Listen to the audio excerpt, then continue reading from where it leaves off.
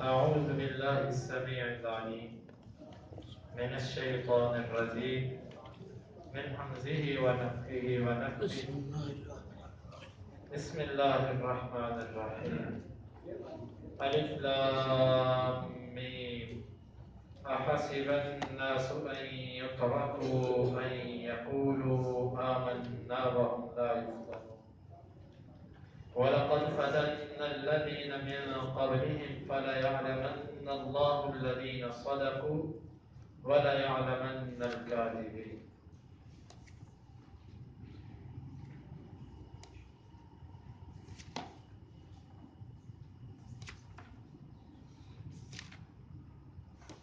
الف لام میم حروف مقطعات.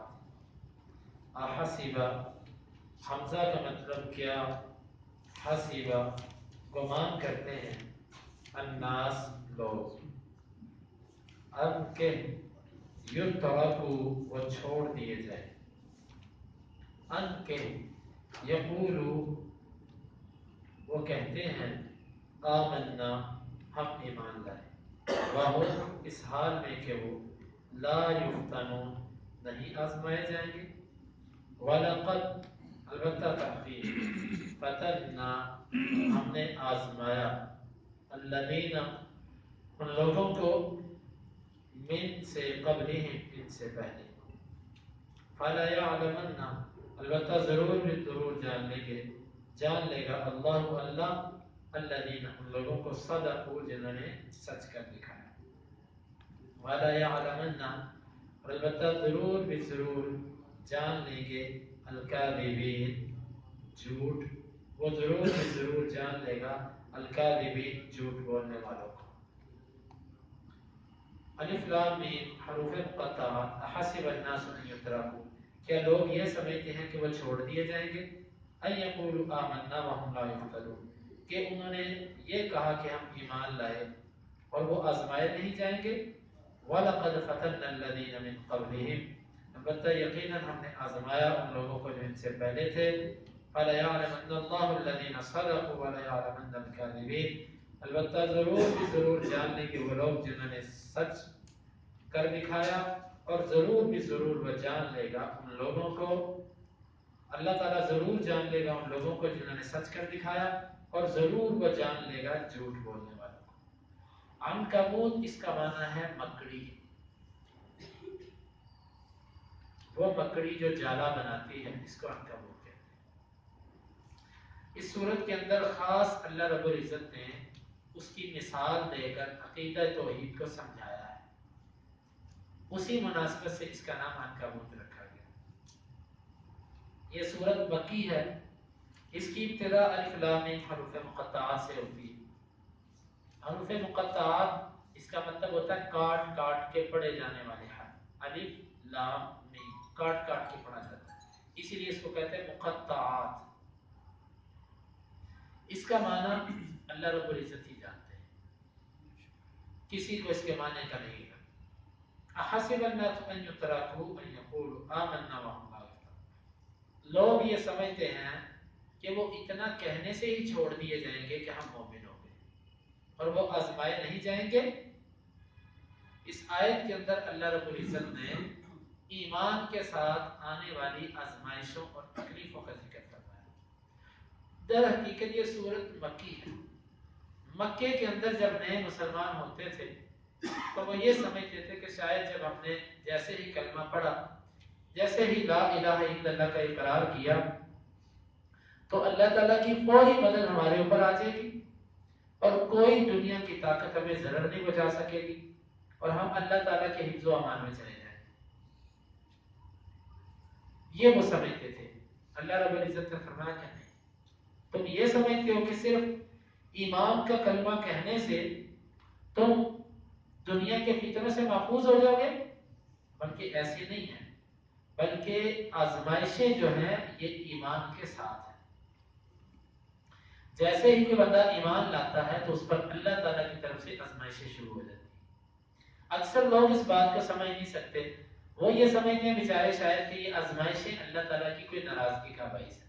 بعض دفعہ ایسے ہوتا ہے ایک بندے نے داڑھی رکھی، اس کا رشتہ چھوٹ گیا، داڑھی رکھی نوکری سے جواب مل گیا، نمازیں پڑھنا شروع کی، اور بہت سارے کاروبار کے اندر کمی آ گئی، اور اسی طرح دین داری میں داخل ہوا، رشتے دار ناراض ہو گئے، دین کے مطابق خوشی غمی کی، برادری والے ناراض ہیں۔ یہ سب کے سب معاملات جو ہوتے ہیں یہ آزمائشیں ہوتی ہیں، اور آزمائش ہر آدمی کی اس کے ایمان کی قدر ہوتی ہے۔ اس طرح کی حدیث کے اندر آتا ہے کہ آدمی اپنے ایمان کے بقدر آزمایا جاتا ہے، جس کا جتنا ایمان مضبوط ہوتا ہے اس کے اوپر آزمائشیں اتنی بڑی آتی ہیں، اور جس کا ایمان جتنا کمزور ہوتا ہے اس پر آزمائش اتنی چھوٹی ہوتی ہے۔ انبیاء ایمان کے اندر سب سے مضبوط ہوتے ہیں۔ حدیث کے اندر آتا ہے اشد الناس بلاء الانبیاء ثم الامثل فالامثل، لوگوں میں سب سے زیادہ سخت مصیبتوں کے اعتبار سے وہ نبی ہوتے ہیں، سب سے زیادہ پریشانی ان پر آتی ہے، پھر جو ان کے جتنا قریب ہوتا ہے اس پر آزمائش اتنی ہی زیادہ ہوتی ہے۔ بعض دفعہ بیٹیوں میں آزمائش، بعض دفعہ بیٹوں میں آزمائش، بعض دفعہ صحت اور جسم کے اندر آزمائش، بعض دفعہ کئی معاملات کے اندر۔ یہ تو چند چیزیں میں نے ذکر کی، انسان اس کا محاسبہ نہیں کر سکتا، یہ آزمائشیں ہیں، اور آزمائشوں کے اندر پورا اترنے والا اللہ رب العزت نے فرمایا ان کو خوشخبری دے دیجیے، وبشر الصابرین، اور صبر کرنے والوں کو خوشخبری دے دیجیے۔ تو فرمایا کہ صرف ایمان کا کلمہ کہنے سے وہ نہیں بچیں گے، اور یہ آزمائشیں صرف آپ پر نہیں آئیں، ان مسلمانوں پر نہیں آئیں، بلکہ وَلَقَدْ فَتَنَّا الَّذِينَ مِن قَبْلِهِمْ، ہم نے آزمایا ہے ان لوگوں کو بھی جو ان سے پہلے۔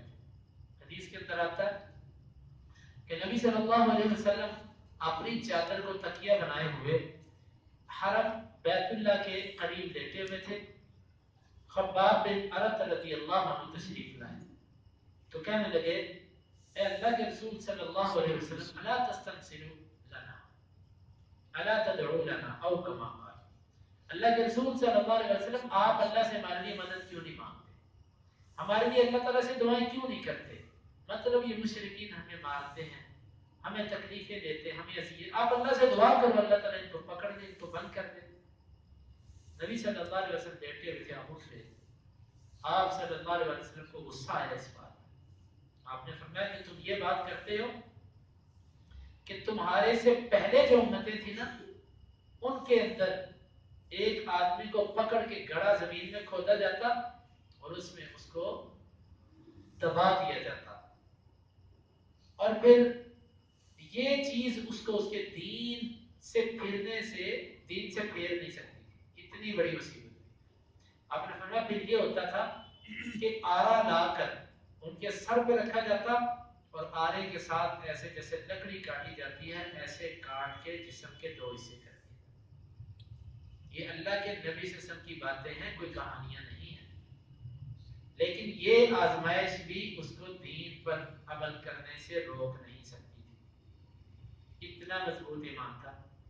اور ایسے بھی ہوتا تھا لوہے کی کنگھی بنا کر جسم پر پھیری جاتی، گوشت ماس الگ کر دیا جاتا، ہڈیاں باقی رہ جاتی، یہ چیز بھی ان کو ان کے دین پر عمل کرنے سے دور نہ کر سکتی۔ آپ نے فرمایا لیکن تم جلدی کرنے والے لوگ ہو، تم بڑی جلدی کر رہے ہو۔ پھر آپ نے فرمایا واللہ لا یتمن ھذا الامر، اللہ کی قسم یہ معاملہ ضرور بھی ضرور پورا ہو جائے گا۔ آپ نے فرمایا کہ صنعاء علاقے سے اور بعض روایت میں حرا، وہاں سے ایک چلنے والا چلے گا، بعض روایت میں خاتون کا ذکر ہے کہ وہ چلے گی اور وہ بیت اللہ کا طواف کرنے آئے گی، اس کو رستے کے اندر کسی کا ڈر اور خوف نہیں ہوگا سوائے اللہ رب العزت، اور کسی آدمی کو کسی کا ڈر نہیں ہوگا سوائے اس کے کہ بھیڑیا بکریوں پر، بکریوں کا مالک بھیڑیے سے ڈرے گا کہ بھیڑیا میری بکری کو نہ لے جائے، بس کسی کا ڈر نہیں ہو۔ اور پھر وہ وقت آیا، امن اتنا پھیلا کہ ایک سفر کرنے والا دن رات بے خوف و خطر چلتا، اس کو کسی جگہ پر بھی ڈاکو یا چور کا ڈر نہ ہوتا۔ تو یہ فرمایا کہ ہم نے پہلے لوگوں کو بھی آزمایا، پہلے لوگوں پر بڑی آزمائشیں ہیں، بڑی مصیبتیں ہیں، ہمارے نبی صلی اللہ علیہ وسلم پر بھی بہت زیادہ آزمائشیں ہیں، لیکن ہمیں تو موروثی طور پہ وراثت کے اندر اسلام ملا. ہمارے باپ دادا مسلمان تھے, پیدا ہوئے تو انہوں نے ہمیں کلمہ سکھایا, نماز سکھائی, ہمیں تو دین کی قدر کا پتہ ہی نہیں. در حقیقت دین پر چلنے کی وجہ سے جو آزمائشیں ہیں, پورے دین پر چلنے سے, ہم پورے دین پر چلیں تو ہمیں ان آزمائشوں کا پتہ چلے. ہم تو چلتے ہی نہیں. خوشی ہو, غمی ہو, کاروبار ہو, معاملات ہوں, ہماری اپنی مرضی ہوتی ہے. دین اسلام تو وہاں پر چلتا ہے کہ جہاں پر ہمیں اس سے فائدہ نظر آئے, جہاں پر ہمارا ذاتی مفاد ہو, وہاں پر ہم دین اسلام کو استعمال کرتے ہیں. وگرنہ اپنے خلاف کہیں آ جائے تو ہم تو اس کی پرواہ بھی نہیں کرتے. فَلَيَعْلَمَنَّ اللَّهُ الَّذِينَ صَدَقُوا, ضرور بھی ضرور اللہ تعالیٰ جان لے گا ان لوگوں کو جنہوں نے سچ کر دیا. سچے لوگ جو ہیں, سچ بولنے والے لوگ, اللہ تعالیٰ ضرور ان کو جان لے گا. سچ سے مراد کہ نبی صلی اللہ علیہ وسلم کی تصدیق کی, اللہ تعالیٰ کی باتوں کی تصدیق کی, آنے والی وحی کی تصدیق کی, یہ سچے لوگ, اللہ ان کو جان لے گا. وَلَيَعْلَمَنَّ الْكَاذِبِينَ, اور وہ ضرور بھی ضرور جان لے گا جھوٹوں کو. یہ ایک دھمکی ہوتی ہے. اس طرح بندہ کہتا ہے کہ میں جان لوں گا تم میں سے کون سچا اور کون جھوٹا ہے. یہ ایک دھمکی کا انداز ہے. لیکن یہاں پر ایک سوال ہے, اللہ تعالیٰ جان لے گا, علم تو اللہ تعالیٰ کو پہلے سے ہی تھا. پہلے ہی اللہ تعالیٰ کو علم تھا کہ کون سچ کرے گا, کون جھوٹ کرے گا. پھر اس بات کا اور اس آیت کا کیا مطلب؟ تو اس کا جواب بعض مفسرین نے یوں دیا ہے, علم دو طرح کا ہوتا ہے, اس کو سمجھیے گا. علم دو طرح کا ہوتا ہے. ایک ہوتا ہے کسی چیز کے واقع ہونے سے پہلے ہی انسان کو پتا ہوتا ہے کہ یہ چیز ایسے ہوگی, یہ بھی علم ہوتا ہے. لیکن ایک علم وہ ہوتا ہے جو واقع ہونے کے بعد بندے کو ہوتا ہے کہ بھئی وہ کام ایسے ہو چکا ہے. اس کو کہتے ہیں قبل الوقوع اور بعد الوقوع. قبل الوقوع کسی چیز کے واقع ہونے سے پہلے پتا ہونا کہ یہ کام ایسے ایسے ہوگا. اور بعد الوقوع کسی چیز کے واقع ہونے کے بعد علم میں آ جانا کہ وہ چیز ویسے ہی ہو چکی ہے جیسے آپ کو واقع ہونے سے پہلے علم تھا. تو یہ اس کا مطلب ہے کہ اللہ تعالیٰ کو اس چیز کے واقع ہونے سے پہلے بھی پتا تھا. یہاں پر علم سے مراد وہ علم ہے جو کسی چیز کے واقع ہونے کے بعد ہوتا ہے. جب تک ایک بندے نے عمل نہیں کیا اس وقت تک اللہ تعالیٰ کو علم ہے کہ یہ کرے گا, لیکن اس نے کر لیا, یہ تبھی ہوتا ہے جب وہ عمل کرتا ہے. جب تک اس نے نہیں کیا اس وقت تک کرنے کا نہیں, اتنا پتا ہوتا ہے یہ کرے گا, ایسے کرے گا, اتنے منٹ پہ کرے گا, اتنے بجے کرے گا, ایسے ایسے کرے گا, یہ اللہ تعالیٰ کو سارا ہوتا ہے. لیکن جب بندہ کر جاتا ہے پھر ایک اگلا درجہ علم کا جو کسی کام کے کرنے کے بعد حاصل ہوتا ہے کہ یہ چیز ہو چکی ہے. مثال کے طور پہ آپ پہلے کسی کو اطلاع دیتے ہیں کہ یہ پروگرام ایسے ایسے ہم نے مرتب کیا, یہ ایسے ایسے ہوگا. پھر بعد میں آپ اس کو اطلاع دیتے ہیں کہ بھئی ایسے ایسے ہو چکا ہے.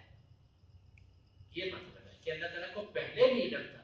یا پر علم سے مراد واقع ہونے کے بعد کا علم ہے. یہ بات مفسرین نے اس کا معنی یہ کیا کہ اللہ تعالیٰ ظاہر کر دے گا, اللہ ظاہر کر دے گا سچ بولنے والوں کو, اور اللہ تعالیٰ ظاہر کر دے گا جھوٹ بولنے والوں کو. اللہ رب العزت سے دعا ہے اللہ تعالیٰ ہمیں ان آیات کو سمجھنے کی اور دین اسلام پر جو مشکلات اور جو مصائب آتے ہیں اللہ تعالیٰ ہمیں ان کو برداشت کرنے کی توفیق عطا فرمائے. سچی بات یہ ہے کہ ہم سے تو چھوٹی چھوٹی باتیں بھی برداشت نہیں ہوتی. ہم میں سے کوئی بندہ اپنی بچی کو پردہ اس لیے نہیں کرواتا کہ لوگ کیا کہیں, یا اپنے گھر سے وہ کیبل ٹی وی وغیرہ اس لیے باہر نہیں کرتا کہ کیا کہیں گے لوگ, یا بچے کیا کہیں گے, بیوی کیا کہیں گی, یا اپنی شکل و صورت, اپنا لباس, اپنی وضع کرتا وہ اس لیے نہیں بدلتا کہ لوگ مولوی کہیں گے, لوگ باتیں کریں گے. یعنی کہ ہم تو ابھی تک یہ آزمائش بھی لینے کے لیے تیار نہیں کہ دین کی خاطر بھی ہمیں مولوی کیا جائے, اتنا بھی ہمیں برداشت نہیں ہوتا. دین کی خاطر کوئی ہمیں بات کر جائے ہم سے یہ بھی برداشت نہیں ہوتا, اس لیے ہم دین پر عمل کے لیے تیار نہیں ہوتے. لیکن بھائیو نجات اسی میں ہے کہ ہم دین اسلام پر عمل کریں. اللہ تعالیٰ سے دعا ہے اللہ تعالیٰ اس پہ عمل کی توفیق عطا فرمائے. الف لام میم, الف لام میم, حروف مقطعات, حروف مقطعات. احسب الناس, احسب الناس, کہ گمان کرتے ہیں لوگ, کہ گمان کرتے ہیں لوگ, ان یترکوا, ان یترکوا, کہ وہ چھوڑ دیے جائیں گے, کہ وہ چھوڑ دیے جائیں ان گے, یقولوا آمنا, ان یقولوا آمنا, کہ انہوں نے کہا ہم ایمان لائے, کہ انہوں نے کہا ہم ایمان وہم لائے, لا یفتنون, وہم لا یفتنون, اور وہ نہیں آزمائے جائیں گے. اور وہ نہیں آزمائے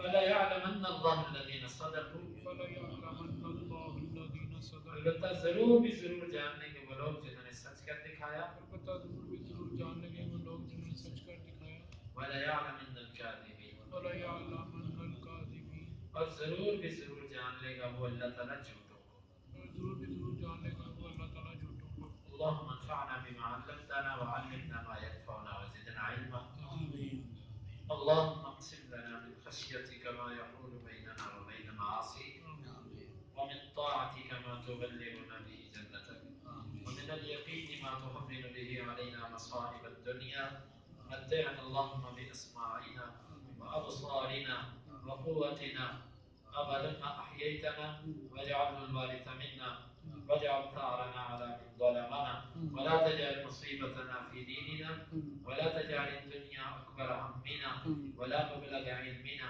ولا تسلط علينا من لا يرحمنا وآخر دعوانا